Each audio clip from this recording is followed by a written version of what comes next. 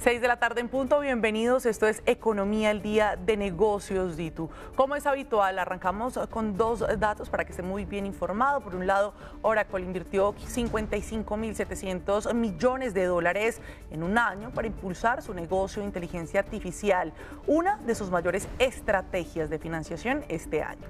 De otro lado, 80.000 platos espera vender el Papá de los Asados durante su edición 2026, que va a reunir a 30 restaurantes y a cerca de 30.000 asistentes.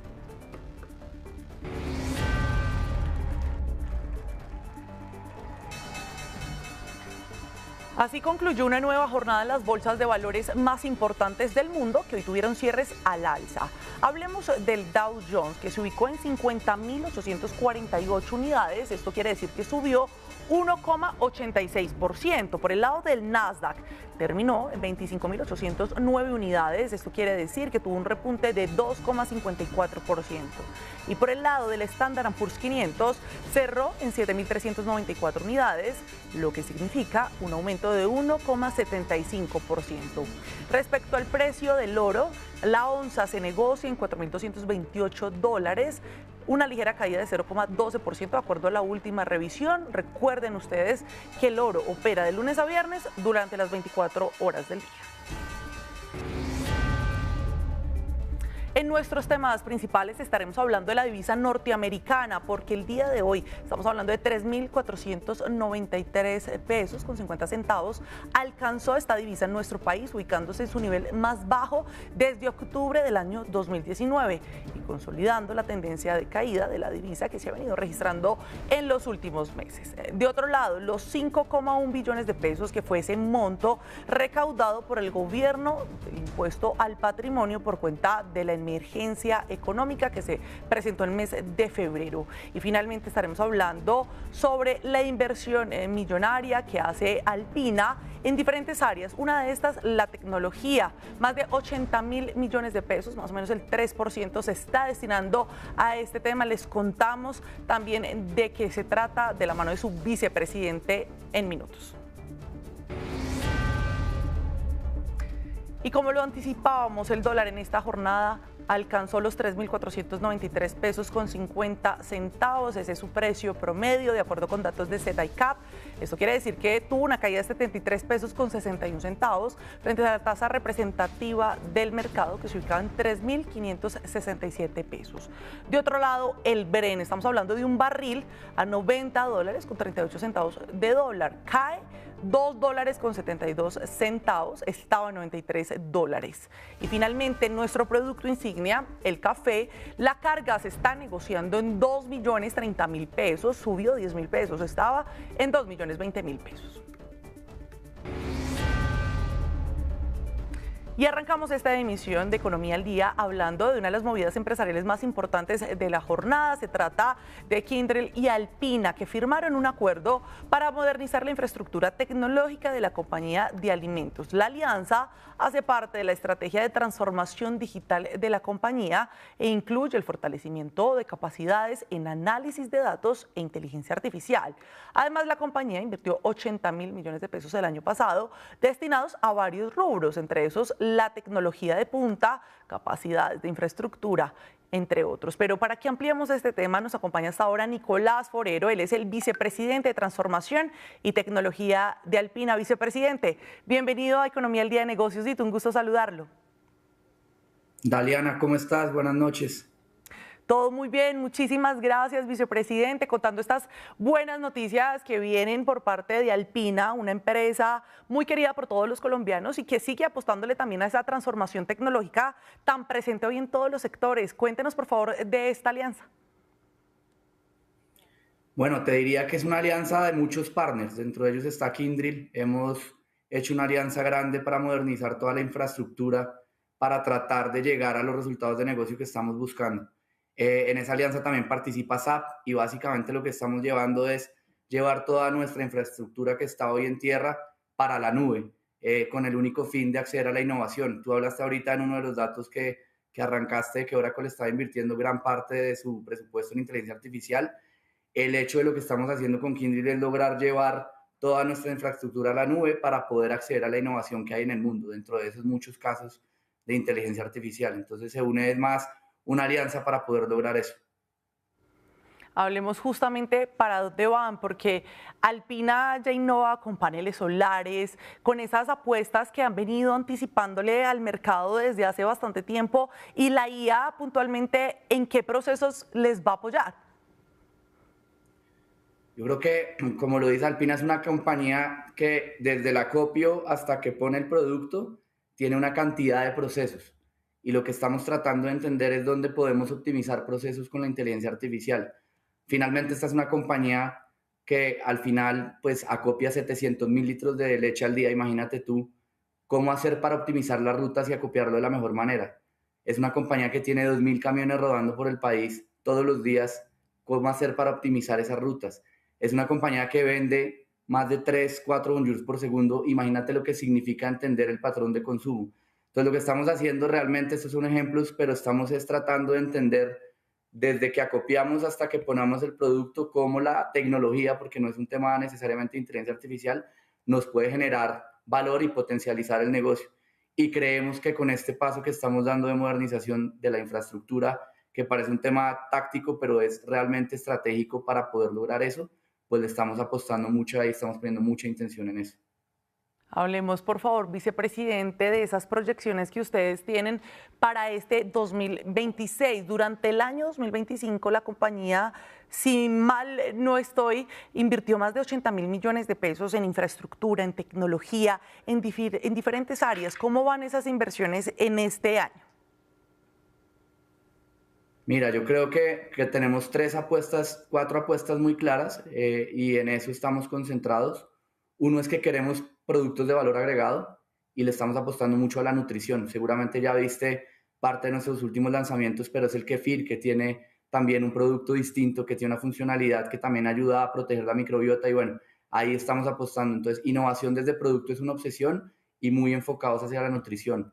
Lo otro es, estamos apostando al tema de tecnología, que es un poco lo que te acabo de mencionar y ahí estamos invirtiendo también gran parte del presupuesto para poder lograr ser mucho más competitivos en el negocio. Y tal vez la tercera apuesta y siempre la más relevante es nuestra gente. Entonces estamos apostando mucho al tema cultural, cómo transformamos procesos, pero también cómo transformamos nuestras personas, cómo hacemos para generar una compañía donde la gente se sienta feliz y trabaje, digamos, por los mismos intereses que finalmente es nutrir un mundo más sostenible. Entonces creo que ahí estamos concentrados y te diría que gran parte de nuestra estrategia está concentrada en esos 3 capítulos, nutrición, tecnología y gente, para buscar obviamente resultados en términos de negocio pues, que nos lleven a sacar el año adelante. Vicepresidente, hablemos también de cómo avanza el negocio en términos generales. Se han registrado contracciones, sobre todo por el sector lácteo, sin embargo, eso no ha sido un impedimento para que Alpina, por ejemplo, continúe con su plan de expansión. Sí, yo te diría que es una compañía resiliente como todo. Hay años buenos, hay años malos. Este año particularmente hay una buena tendencia del sector lácteo en general, no solamente Alpina, sino el sector viene creciendo. Los números públicos, digamos, muestra tasas de crecimiento de doble dígito, casi el 10%, y nosotros estamos alrededor de eso, digamos, buscando un poco la tendencia al crecimiento de la categoría. Entonces, la categoría lácteo en general viene muy bien. El consumidor colombiano sí está buscando mucho más productos nutritivos, funcionales. Entonces, la categoría de griego nos viene ayudando muy bien, la categoría de kefir, las innovaciones alrededor de nutrición, proteína, todo eso se está desempeñando bien. Entonces, para nosotros ha sido un año bueno, para el sector también, y creemos que así va a seguir el segundo semestre y le apostamos a que el año cierre con resultados positivos. Pues, vicepresidente de Transformación y Tecnología de Alpina, Nicolás Forero, le agradezco mucho por estos minutos en Economía al Día de Negocios. Dito, que le termine de ir muy bien este jueves. Daliana, te agradezco mucho a ti y a todos los colombianos por confiar también en nosotros y en la marca. Un abrazo grande. Con el inicio de la Copa Mundial de la FIFA 2026, el Aeropuerto Internacional Rafael Núñez de Cartagena se consolida como la principal puerta de entrada del Caribe colombiano al ser el único de la región con conexiones directas hacia las ciudades sede del torneo. Desde ya se reporta un incremento en el movimiento de pasajeros, mientras la capital de Bolívar se prepara para recibir a turistas y aficionados con una amplia oferta gastronómica, comercial y también de entretenimiento, donde establecimientos y espacios públicos turísticos ya comienzan a incorporar temáticas mundialistas para sumarse a la fiesta del fútbol. Pero nuestro compañero Isaac Rivera, ¿cómo está el panorama en la Heroica? Buenas noches. Daliana, ¿qué tal? Muy buenas tardes para usted y para todas las personas que a esta hora están conectadas con Negocios Ditu. Miren, hay que recordar que actualmente en Cartagena son 6 aerolíneas que están operando y que conectan directamente a Cartagena con esos destinos del Mundial, con Estados Unidos, con Canadá y con México. Recordemos que recientemente, la semana pasada, llegó aquí a Cartagena y comenzó a operar Viva Aerobús, que conecta directamente con Ciudad de México para que todos los aficionados pues puedan llegar a esos destinos y por supuesto disfrutar de la Copa Mundialista. Pero Cartagena también es una ciudad muy turística y por eso llegamos hasta el centro histórico para conocer cómo se están preparando esos establecimientos hoteleros, los bares, los restaurantes, para recibir a aquellos visitantes, a los turistas que por estos días llegan aquí al Corralito de Piedra, pero también buscan verse esos partidos de fútbol y apoyar a sus respectivas selecciones. Estamos en el Hotel Santa Clara, donde ustedes pueden observar que ya en uno de sus bares comenzaron a acondicionarlo con toda la temática del Mundial. Por ejemplo, hay algo que me llamó mucho la atención, quiero que ustedes vean esto, lo denominaron la ruleta mundialista para que aquellos visitantes, los turistas, los huéspedes que por estos días se quedan en este hotel puedan ganar premios, por supuesto, en el marco de esta Copa Mundial, la ruleta mundialista. Pero también ustedes pueden observar entonces que hay pantallas gigantes para que puedan observar los diferentes partidos, también las diferentes banderas que están decorando el lugar, globos alusivos a los balones de fútbol, toda una temática. Y también hay algo que me llama mucho la atención y es que ellos están ofreciendo una carta de cócteles alusivas precisamente a esta Copa Mundialista, como el que ustedes ahora mismo van a observar. Esto se llama el cóctel La Cele, que está hecho a base de ron hechicero y que precisamente su nombre es alusivo a la Selección Colombia, pues a todo ese aliento que desde aquí le estamos dando a la Selección Colombia para que pueda traer esa Copa del Mundo a Colombia y por supuesto ganar en este importante Mundial de Fútbol. Para hablar un poquito sobre esto me acompaña el gerente del Hotel Santa Clara, él es el señor John Christoph. Bienvenido a Negocios Ditu. Acabamos de ver ese cóctel tan innovador, el cóctel La Cele. ¿Qué otro tipo de cócteles están ofreciendo aquí en el marco del Mundial? Por el Mundial tenemos también el cóctel 10, la 10, que la llamamos por todos los famosos números 10 que tuvimos en el mundo, así que eso es otro cóctel famoso para este Mundial. Bueno, me imagino que también la 10 por James Rodríguez. Sí, por supuesto, pero he hablado de todos los más famosos del mundo, pero por supuesto en Colombia hay uno muy famoso. Sí. ¿Y ese cóctel La 10 qué tiene? ¿De qué está hecho? Este está hecho a base de whisky Glenlivet y eso va a ser uno famoso también para disfrutar durante cualquier partido del Mundial aquí en el Bar El Coro. Y rápidamente la comida, ¿qué están preparando para el marco del Mundial? Pues como queremos diversos platos especial para el Mundial, porque la gente viene de toda parte del mundo, así que tenemos que tener fish and chips, tenemos que tener hamburguesa, tenemos que tener también unos platos típicos colombianos para que la gente disfruta y descubre también nuestra cocina. Muchísimas gracias. Y es que cabe recordar que según FENALCO, más del 54% de los cartageneros tiene destinado a gastar por lo menos 200.000 pesos o más en el marco de este Mundial. Isaac, pues imperdibles todas estas actividades que se van a estar realizando en la Heroica, esto sumado también a esos vuelos directos que también están conectando a todos los cartageneros con esas sedes mundialistas. Muy amable Isaac, como siempre, un gusto saludarlo. Cambiamos de tema para hablar de la divisa norteamericana que cerró en 3.493 pesos durante la jornada de este jueves, ubicándose en su nivel más bajo desde octubre del año 2019 y consolidando la tendencia de caída de la divisa en el país. La moneda estadounidense volvió a ubicarse por debajo de esa barrera de los 3.500 pesos, impulsada principalmente por el fortalecimiento del peso colombiano y el comportamiento de los mercados internacionales. Durante esta jornada se negociaron más de 1.379 millones de dólares en cerca de 1.800 operaciones. Pero para que entendamos mejor qué está pasando con el dólar en nuestro país, saludo a esta hora a Orlando Santiago, gerente de Fénix Valor. Orlando, bienvenido. Hola Daliana, buenas noches. Muchas gracias por la invitación. Bueno, Orlando, arranquemos por favor explicándole a todos nuestros usuarios por qué nuevamente vemos esta barrera, o mejor, este precio del dólar por debajo de los 3.500 pesos. Ya lo contábamos, no observábamos este comportamiento hace bastante tiempo. ¿A qué obedece? Correcto, Daliana. De hecho, hay varios, digamos que este 2026 nos ha mostrado diferentes escenarios. La primera parte del año que arrancó muy tranquilo, luego llegó la guerra en Medio Oriente, entre Estados Unidos, Israel e Irán. El dólar volvía a tener dudas sobre su famosa fragilidad, que es una política que el presidente Donald Trump impuso, quería un dólar débil, pero particularmente en Colombia recientemente con las elecciones se dio una situación que el mercado la ve como muy positiva. El hecho de las dudas que existían sobre el proceso electoral colombiano, de hecho, el mismo gobierno tenía sus dudas sobre si el proceso iba a ser transparente o no. Ese resultado de la primera vuelta presidencial, hablando en términos del trabajo de la registraduría, fue muy bien visto tanto por el gobierno como, por supuesto, por el mercado que esperaba transparencia en ello. Pero quizá uno de los datos relevantes de este 2026 es que, como bien sabemos, sacando a Atlas Intel, todas las demás encuestadoras en Colombia estuvieron muy lejos de acertar. Y para el mercado fue una tremenda sorpresa ver a Abelardo de la Espriella con votación superior al candidato que punteaba en todas las encuestas.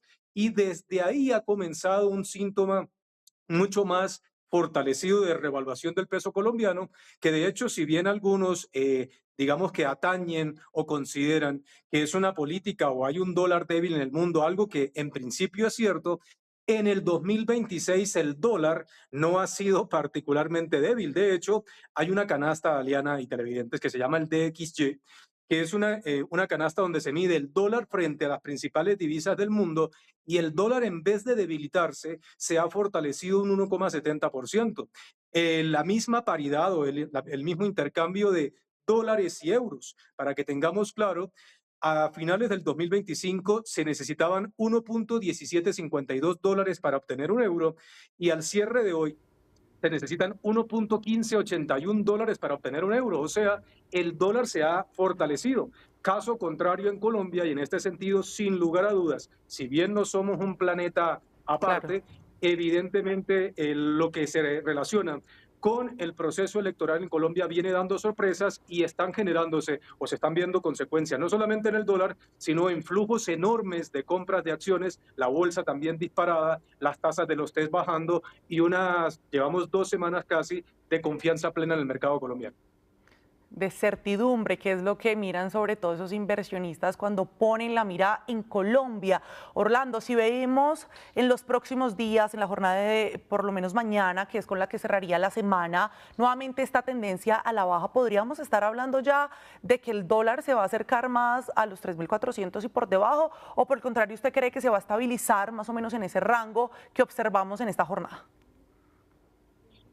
Daliana, mira, los activos, aunque no hay un manual escrito a la perfección, digamos que los activos por lo general, técnicamente hablando y fundamentalmente hablando, se negocian por niveles. Hay algunas metodologías, digamos que muy bien establecidas, pero de hecho el dólar tenía un soporte, por llamarlo de alguna forma, un nivel clave por los 3.660 pesos.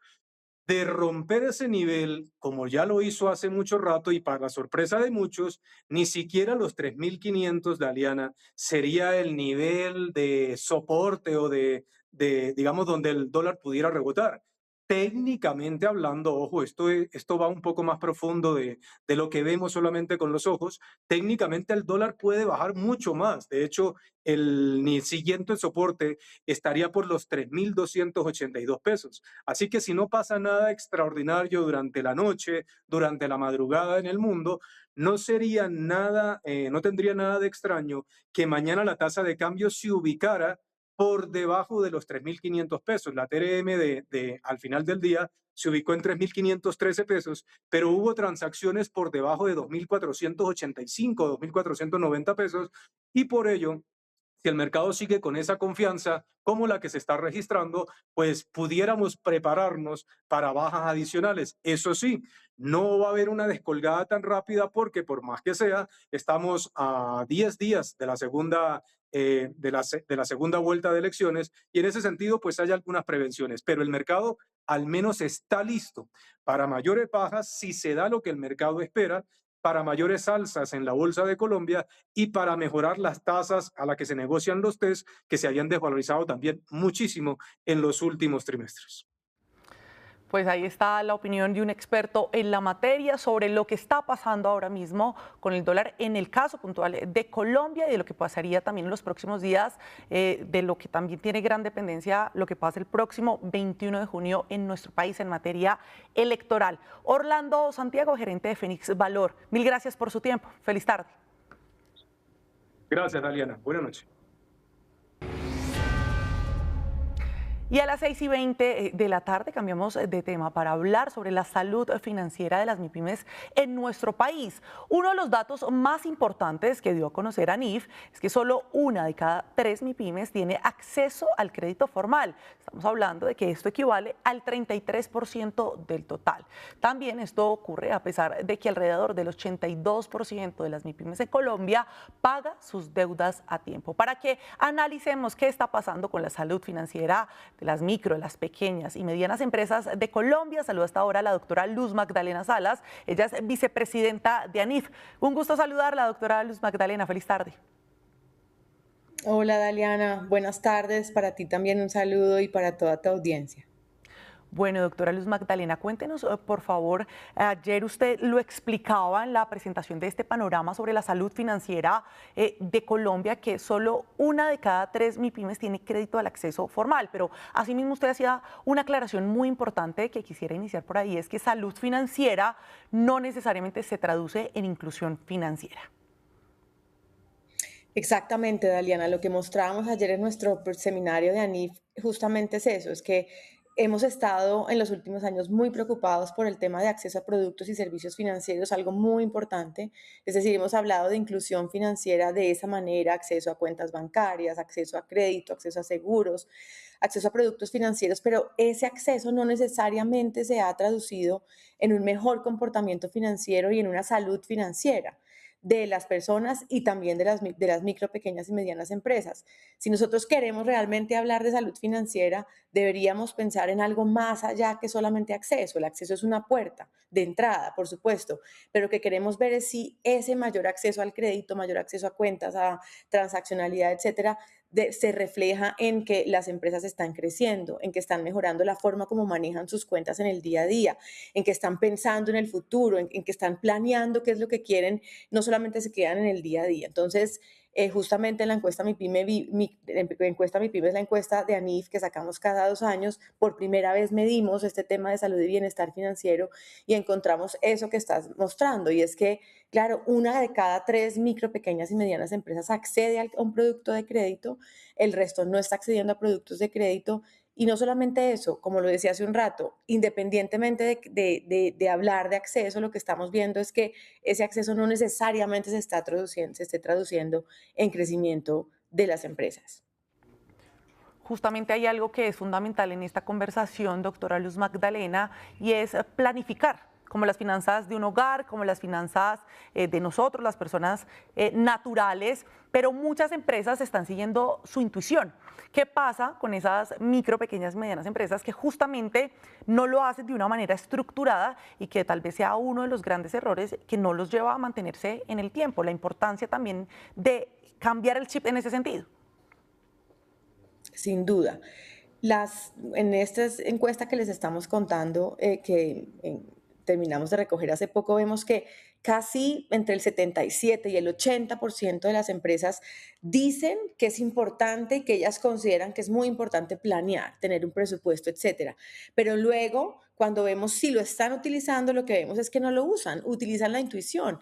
El 71% exactamente, la cifra la tienes muy clara, el 71% de las empresas dice, mire, yo realmente en el momento en el que necesito tomar una decisión, porque cambian las condiciones del mercado o porque cambian las condiciones de mi actividad económica o de la economía, pues yo realmente me guío por la intuición. Entonces, a pesar de que las empresas saben lo importante que es planear, y puede que muchas de ellas, como nos lo mencionan en la encuesta, construyen un presupuesto, no lo siguen, no le hacen seguimiento a ese plan, no le hacen seguimiento a ese presupuesto. Entonces, fíjese que aquí hay una distancia, una brecha muy grande entre esa intención de seguir un plan y efectivamente poder hacerlo.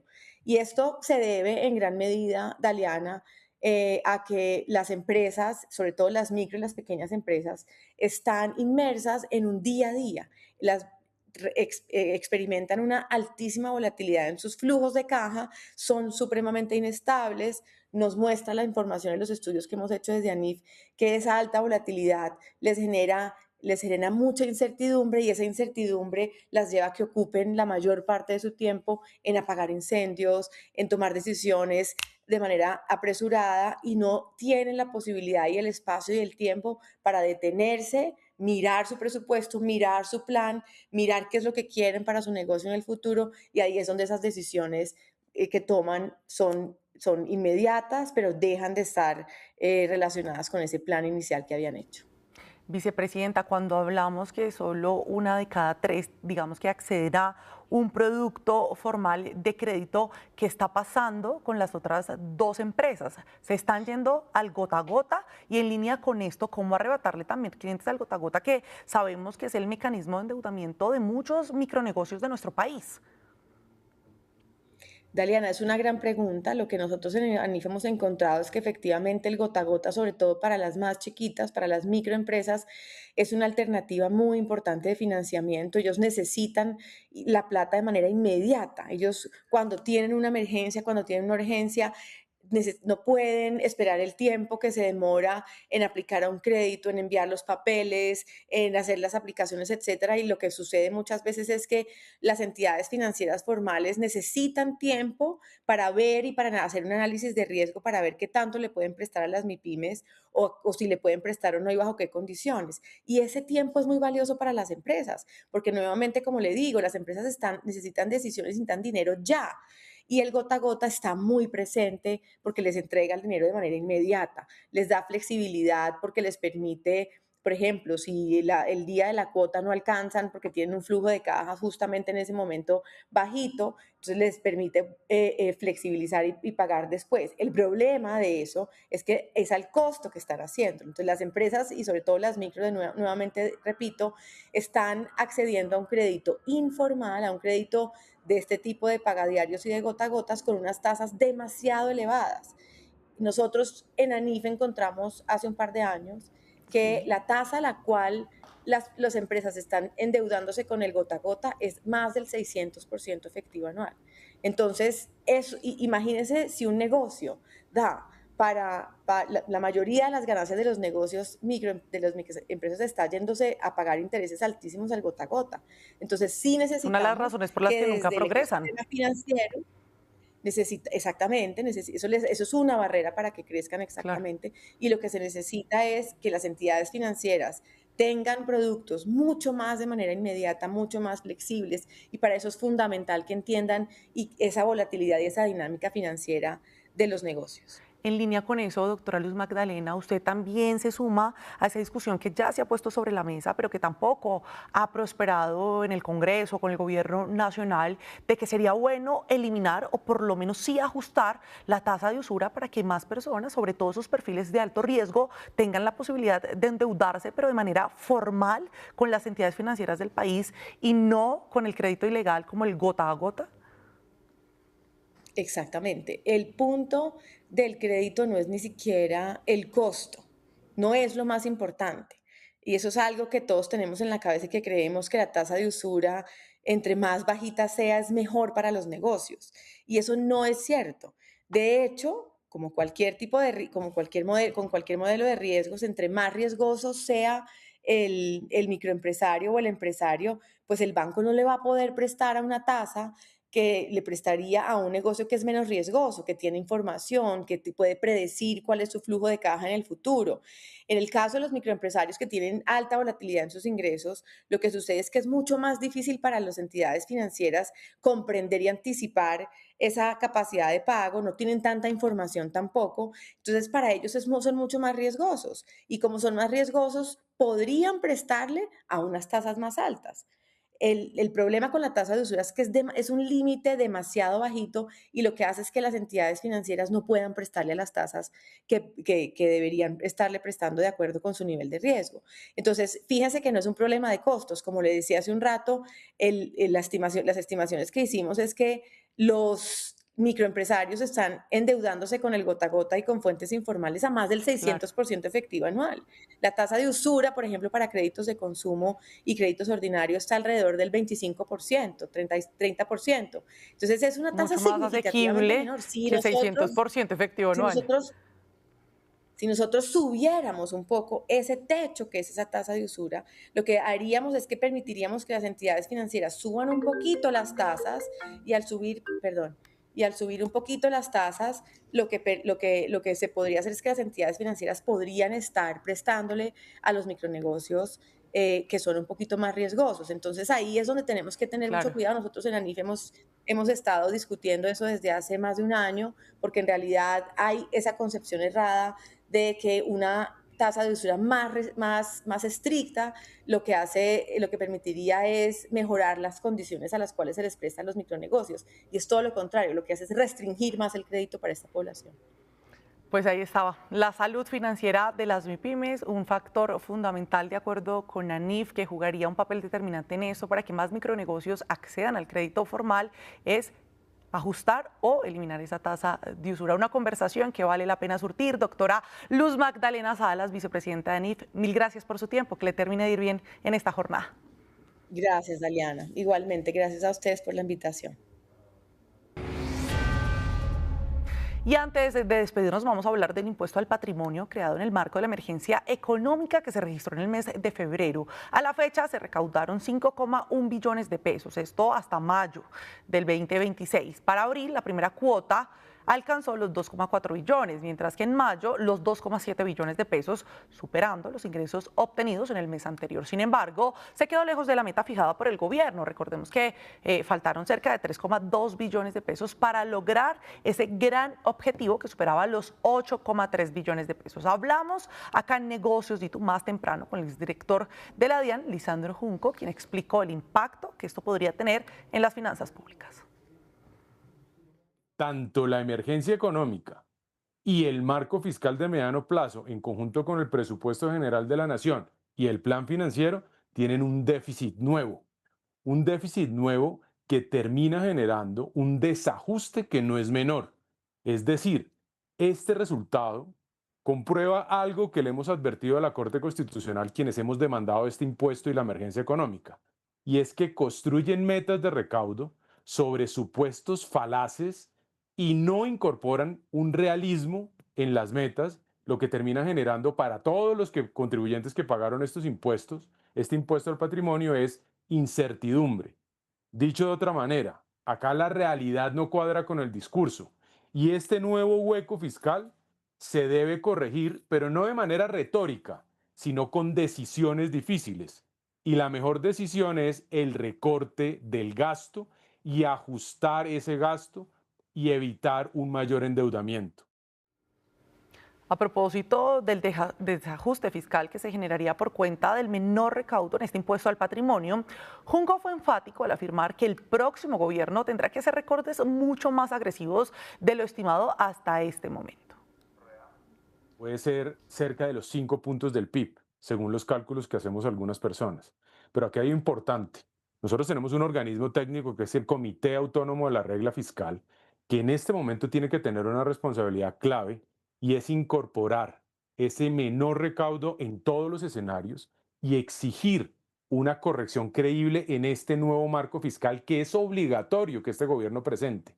Y tiene que enviarle un mensaje claro a los mercados de que la regla fiscal no es solo un saludo a la bandera, sino que de cara al país tiene que haber un ajuste explícito, tiene que haber un recorte en el gasto Y ahí esos faltantes de los 3,2 billones se sustentan también o se conjugan con los otros faltantes, porque lo más seguro es que tengan que bajar la meta de recaudo de este año, que no la van a cumplir. Están muy lejos de poder llegar a la expectativa o meta de recaudo de 300 billones de pesos.